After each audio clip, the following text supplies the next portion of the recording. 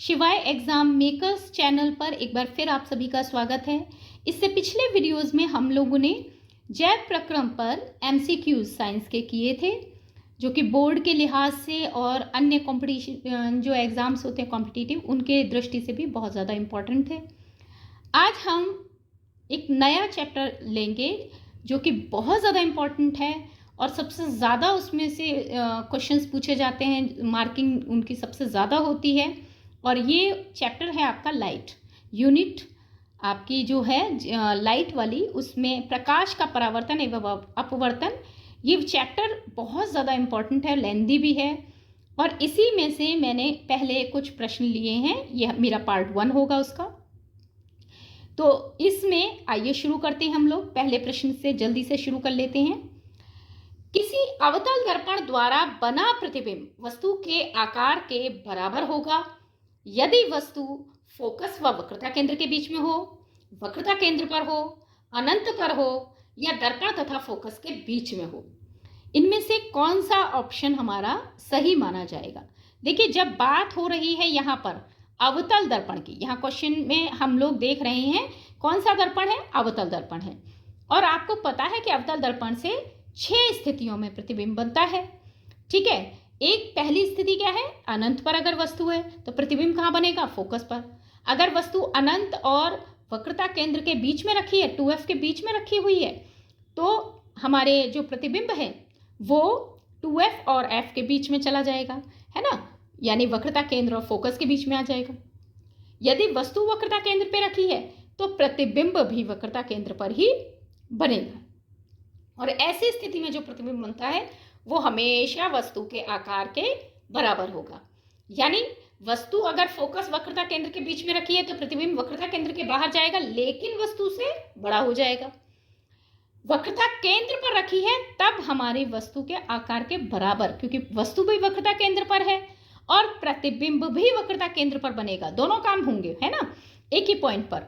तो वस्तु के आकार के बराबर प्रतिबिंब हमको प्राप्त होगा। अनंत पर भी नहीं होगा और दर्पण और फोकस के बीच में अगर वस्तु रखी है तब भी नहीं होगा। चलिए, ये हो गया हमारा फर्स्ट क्वेश्चन। समझ में आया होगा, मुझे उम्मीद है कि आपको अच्छे से समझ में आ गया होगा।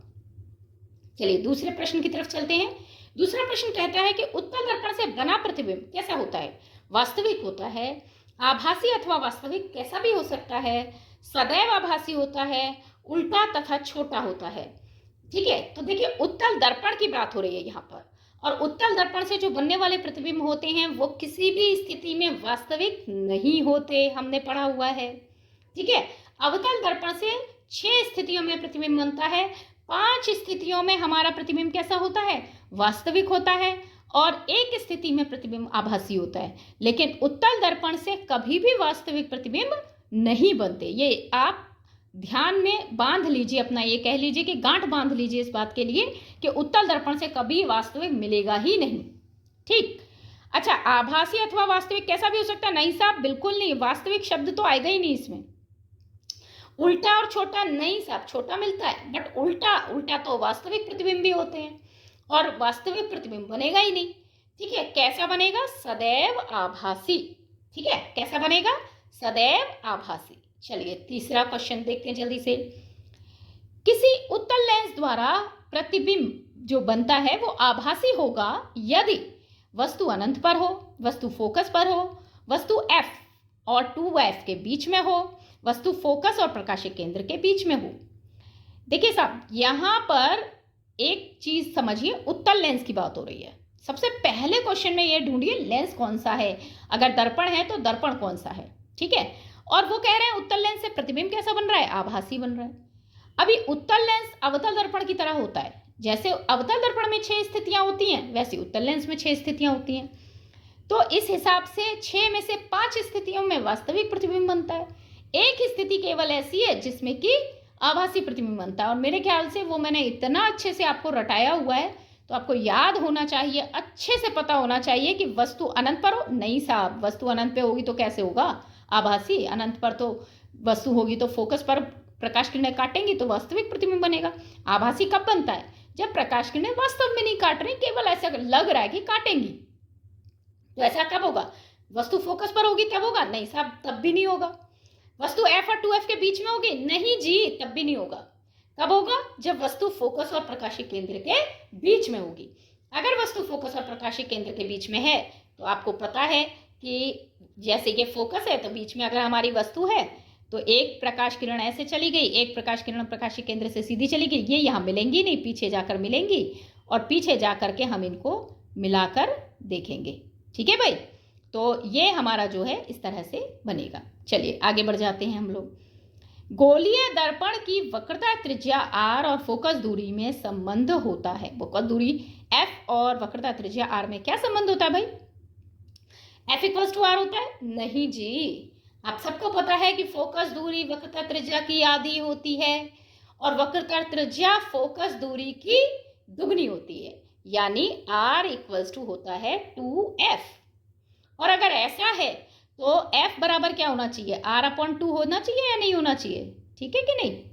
तो इसलिए हमारा ये ऑप्शन सही नहीं है, ये भी ऑप्शन सही नहीं है, तो सही कौन है? ये ऑप्शन सही है। क्यों?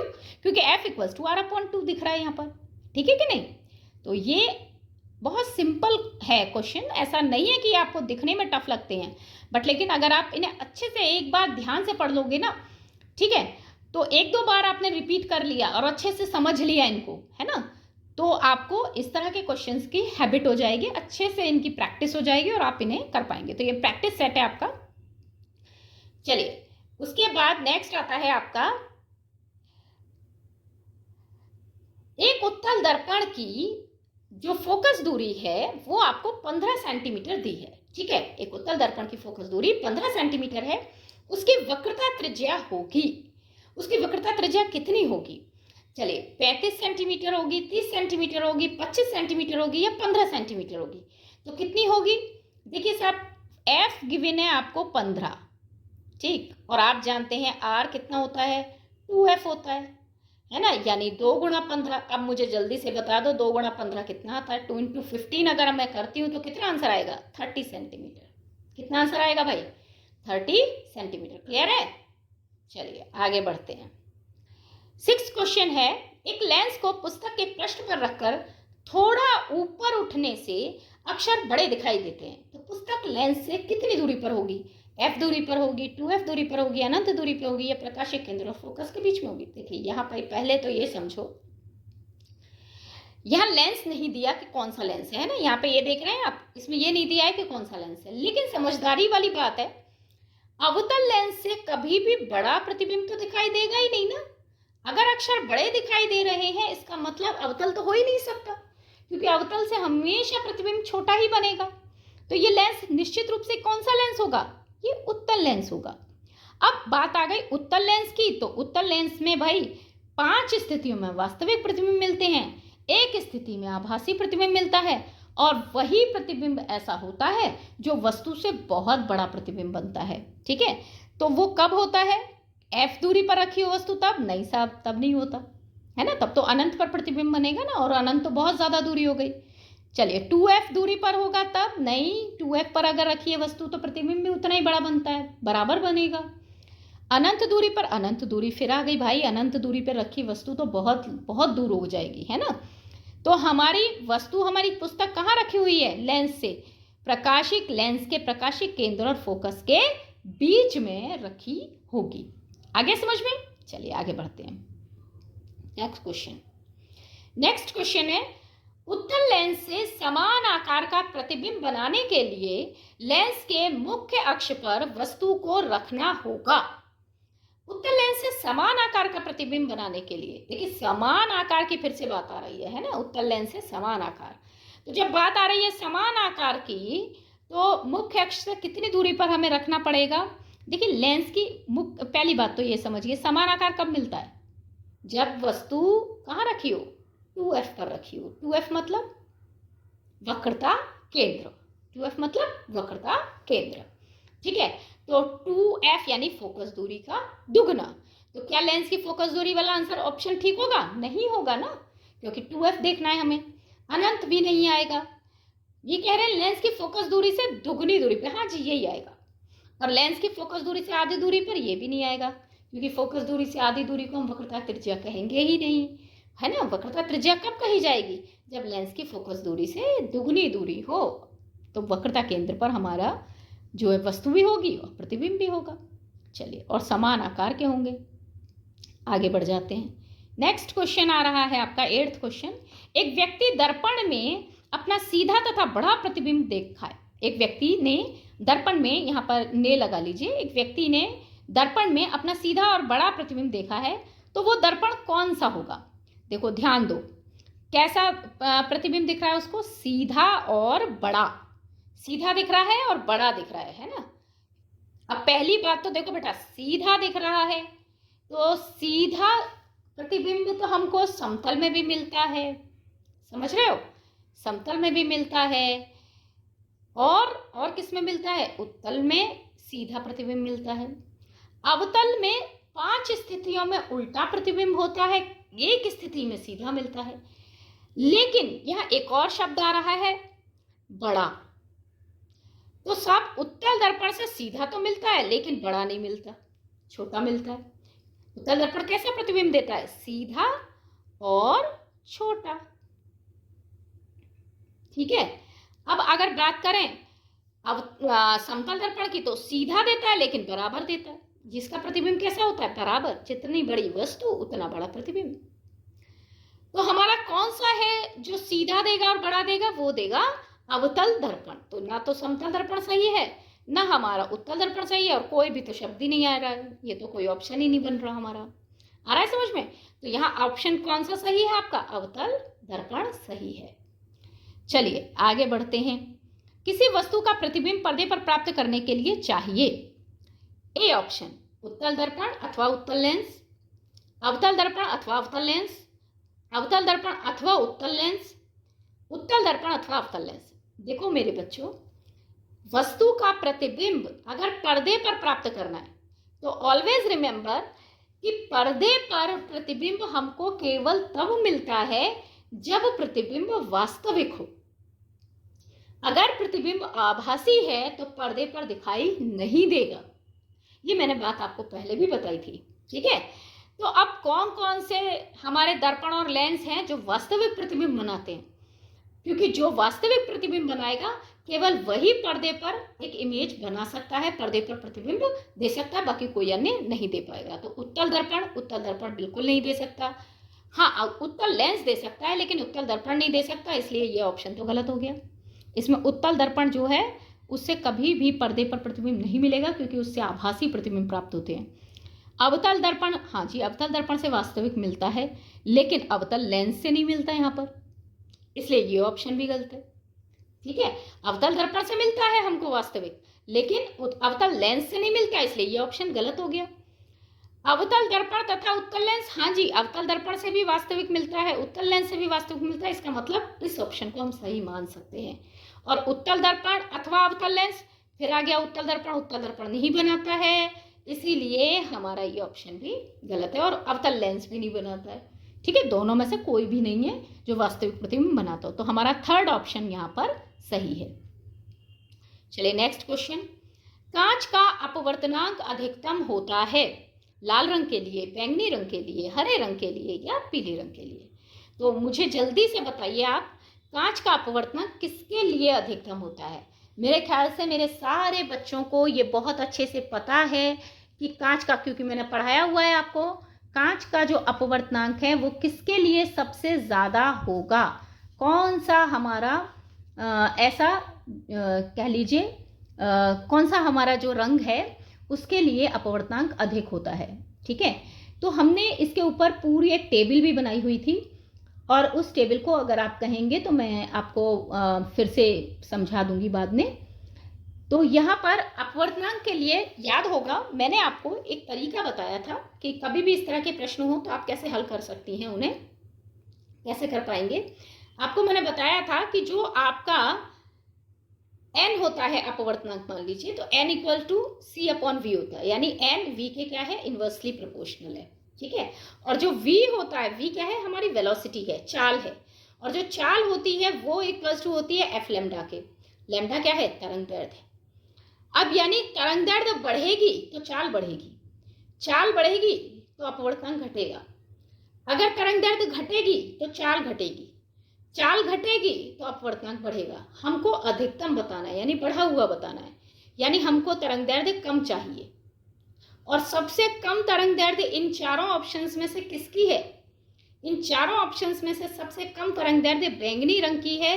इसका मतलब बैंगनी रंग हमारे लिए सही ऑप्शन होगा कि कांच का अपवर्तनांक अधिकतम किसमें होगा? बैंगनी रंग के लिए होगा, क्योंकि बैंगनी रंग में चाल सबसे कम होगी।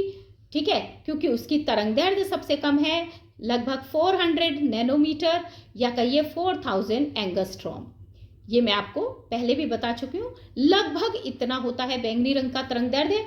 और लाल रंग का सर्वाधिक होता है कितना? 7000, लगभग अंदाजे से 7000 एंगस्ट्रॉम या फिर कह लीजिए 700 nm। ठीक है, तो यहाँ कांच का अपवर्तनांक अधिकतम बैंगनी रंग के लिए और न्यूनतम लाल रंग के लिए। चलिए 11वां प्रश्न है, यदि लाल गुलाब को पीले प्रकाश में देखा जाए तो उसका रंग होगा। यदि लाल गुलाब को पीले प्रकाश में देखा जाए तो उसका रंग कैसा होगा? तो क्या उसका रंग काला होगा, सफेद होगा, लाल होगा, पीला? देखिए, वीडियो हमेशा पूरा देखने की कोशिश कीजिएगा, क्योंकि हो सकता है कोई भी एक प्रश्न ऐसा हो सकता है कि जो आपको पहले से न पता हो और आपके लिए वो पेपर में आ जाए। तो इसलिए इसमें सारे क्वेश्चंस को समझने की कोशिश करें। ये नहीं 2-4 क्वेश्चन हमने शुरू के देख लिए और उसके बाद अरे ऐसे तो क्वेश्चंस मुझको आते हैं तो मैं क्यों देखूं। तो कभी भी आपके सामने किसी भी तरह का प्रश्न जो है वो पूछा जा सकता है, आप घुमा कर पूछ सकते हैं। ठीक है, तो यदि लाल गुलाब को पीले प्रकाश में देख रहे हैं, अब देखिए यहाँ पर लाल गुलाब है और प्रकाश पीला है। अब बहुत सारे बच्चे क्या करेंगे, लाल पीला, पीले और लाल को मिक्स करें तो नारंगी बन जाता है, बट नारंगी तो ऑप्शन ही नहीं है। ठीक है, ऐसे ही दिमाग लगाएंगे, है ना, कि लाल को पीले में से देखें तो क्या लाल ही दिखेगा, है ना, या लाल को पीले में से देखें तो पीला दिखेगा। वो अपना ऐसे दिमाग लगा सकते हैं, पर वास्तव में अगर हम एक रंग की वस्तु को दूसरे रंग के प्रकाश में देखते हैं तो हमेशा वो हमें काली दिखेगी। अब क्यों काली दिखेगी? उसका रीजन ये है कि मैंने आपको बताया था कि प्रत्येक वस्तु पर जो प्रकाश पड़ रहा है उसमें से वस्तु केवल उस रंग को परावर्तित करती है जिस रंग की वो होती है, बाकी अन्य सभी रंगों को क्या करती है? अवशोषित कर लेती है। बात समझ आ रही है? और लाल रंग की जो वस्तु है, लाल रंग का अगर गुलाब है तो वो लाल रंग को केवल हमारी आंख पर फेंक रहा है, परावर्तित कर रहा है, बाकी सब रंगों को अवशोषित कर रहा है।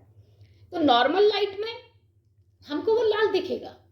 ठीक है, लेकिन जैसे ही अगर हम उसे पीली रोशनी में देखने की कोशिश करेंगे तो जो पीली रोशनी है, ठीक है, पीली रोशनी हम पर कौन सा रंग डालेगी? पीला। तो उसमें लाल जो है आपका, मतलब हमारी आंख पर कोई रंग आएगा ही नहीं उस गुलाब से, क्योंकि वो हम पर क्या रंग फेंक रही है? लाल। ठीक है, और पीले प्रकाश में वो क्या हो जाएगी? अवशोषित हो जाएगी। पीला प्रकाश केवल अपना पीलापन देने की कोशिश करेगा। ऐसी स्थिति में गुलाब वाला जो भाग है उसका रंग ना हमें लाल दिखेगा ना पीला दिखेगा, वहां कोई रंग दिखेगा ही नहीं और हमें वो वस्तु उस समय काली दिखाई देगी। आ गया समझ में? चलिए आगे बढ़ जाते हैं। यदि उत्तल लेंस की फोकस दूरी f सेंटीमीटर है तो उसकी क्षमता कितनी होगी? देखिए, अगर फोकस दूरी f सेंटीमीटर है, सेंटीमीटर अगर गिवन है, मीटर दिया होता तो 1/f आंसर हो जाता। ठीक है, अगर हमारी फोकस दूरी मीटर में है तो 1/f आंसर हो जाता, लेकिन यहां पर 1/f आंसर नहीं होगा, यहां आंसर होगा 100/f। क्यों होगा 100/f? क्योंकि यहां पर फोकस दूरी सेंटीमीटर में गिवन है, सेंटीमीटर में दी गई है। चलिए नेक्स्ट, निम्न में सही संबंध है, सही संबंध बताना है। चलिए ध्यान से देख लेते हैं। लाल प्लस हरा सफेद होता है, हरा प्लस नीला सफेद होता है, या फिर हमारा नीला और लाल सफेद होता है, या लाल नीला और हरा मिलकर सफेद होता है। देखिए ये बात हमेशा याद रखिए कि हमारा जो विबग्योर है उसमें मेन 3 रंग हैं और बाकी रंग उन्हीं के मिक्स होने से बनते हैं। आपके टेलीविजन में भी 3 ही रंग होते हैं। ये क्वेश्चंस पूछे जाते हैं जीके क्वेश्चन के रूप में, कंपटीशन के एग्जाम्स में भी ये पूछे जाते हैं कि टेलीविजन में कितने रंग होते हैं और कौन कौन से, है ना। और ऐसे ही आपसे पूछा जाएगा कि नॉर्मली जो लाइट होती है, सूर्य का प्रकाश है, उसमें जो मुख्य रंग हैं 3 वो कौन से हैं? मुख्य रंग कौन से हैं? तो 3 हैं, और 3 वो कौन से रंग हैं? लाल, नीला और हरा। तो हमेशा जो सफ़ेद रंग की रोशनी हमको दिखती है सूरज के प्रकाश में, वो सूरज जिसे हम धूप कहते हैं, वो किस रंग से मिलकर बनी है? लाल, नीला और हरा। बाकी अन्य रंग इन्हीं के मिक्स होने से बनते हैं। ठीक है, तो लाल में हरे के मिक्स होने से पीला रंग आता है, नारंगी रंग आता है। लाल की मात्रा ज़्यादा हो जाती है तो नारंगी रंग आता है, और थोड़ी कम होती है तो पीला रंग आता है, और जब बहुत कम हो जाती है, हरे की मात्रा बढ़ने लगती है, तो वो नीले की तरफ जाने लगता है रंग। ठीक है, तो इस तरीके से ये हमारा होता है। लाल और हरा मिलकर भी सफ़ेद नहीं मिलेगा हमको, ना ही हमें हरा नीला मिलकर सफ़ेद मिलेगा, ना ही नीला लाल मिलकर सफ़ेद मिलेगा। आंसर होगा कि लाल प्लस नीला प्लस हरा। 14वां प्रश्न है, श्वेत प्रकाश का वर्णक्रम कितना होता है? तो श्वेत प्रकाश का वर्णक्रम देखिए, विबग्योर, स्पेलिंग क्या है? विबग्योर। तो क्या विबग्योर की स्पेलिंग VIBYOGR होगी? नहीं होगी, क्योंकि वाई तो पहले नहीं आएगा ना, तो ये तो विबग्योर कहाँ लिखा है ना? विबग्योर कुछ अलग हो गया है ना। दूसरा ऑप्शन देखते हैं, VBI, नो साहब, BBI कैसे हो जाएगा? ठीक है, VIBYGOR, नहीं, ये भी नहीं हो सकता। VIBGYOR correct. ठीक है, तो विबग्योर। ठीक है, तो ये तो नॉर्मल सा एक क्वेश्चन है जो आपको आता ही होगा। चलिए 15th नंबर का लास्ट क्वेश्चन है हमारा, इसको और जल्दी से देख लेते हैं, तो आज के लिए ये हमारा वीडियो के क्वेश्चंस कंप्लीट हो जाएंगे। व्यक्ति के चश्मे में प्रयुक्त लेंस की क्षमता -2.5 डायोप्टर है। लेंस की फोकस दूरी व प्रकृति होगी कैसी? तो यहाँ पर ना ये एक चीज समझ लीजिए, ये ए लग गया है तो ये ए हटा लीजिए, ये ए नहीं है। माइनस के 40 सेंटीमीटर अवतल, या फिर आपका बी में है 30 सेंटीमीटर अवतल, 30 सेंटीमीटर उत्तल, या प्लस के 40 सेंटीमीटर उत्तल। तो भाई इसको जल्दी से देखते हैं। हम जानते हैं कि हमारी जो क्षमता होती है लेंस की P, ये हमारी 100/f होती है। ठीक है, अगर हमारी फोकस दूरी सेंटीमीटर में तो 100/f। अब हमको पावर दी हुई है तो हमें F निकालना है, इसका मतलब है ना, हमको क्या निकालना है? F निकालना है। तो F इक्वल्स टू कितना हो गया हमारा? 100/P हो गया इस हिसाब से। अब हम 100/P अगर करते हैं तो हमारा कितना हो गया? 100/P करने पर 100/2.5 किया हमने। ठीक है, तो सब पॉइंट को बाहर लिया, ऊपर चढ़ा लिया, और 25 से इसको काट दिया। कितना आएगा? 40 सेंटीमीटर आएगा। ठीक है, आंसर कितना आ जाएगा? 40 सेंटीमीटर। अब बात आ रही है, चश्मे में प्रयुक्त लेंस की क्षमता माइनस में दी है, तो जब माइनस में दी है तो इसका मतलब हमारा -40 सेंटीमीटर अवतल लेंस होना चाहिए। ठीक है, तो क्योंकि उत्तल तो हो ही नहीं सकता अगर माइनस में क्षमता दी है, तो उत्तल तो पॉसिबल ही नहीं। अब बचे 2 ऑप्शन और उसमें आंसर आ रहा है 40, तो इसका मतलब हमारा ए ऑप्शन सही है। तो आज के लिए ये हमारे 15 क्वेश्चंस हो गए प्रकाश के परावर्तन और अपवर्तन पर आधारित।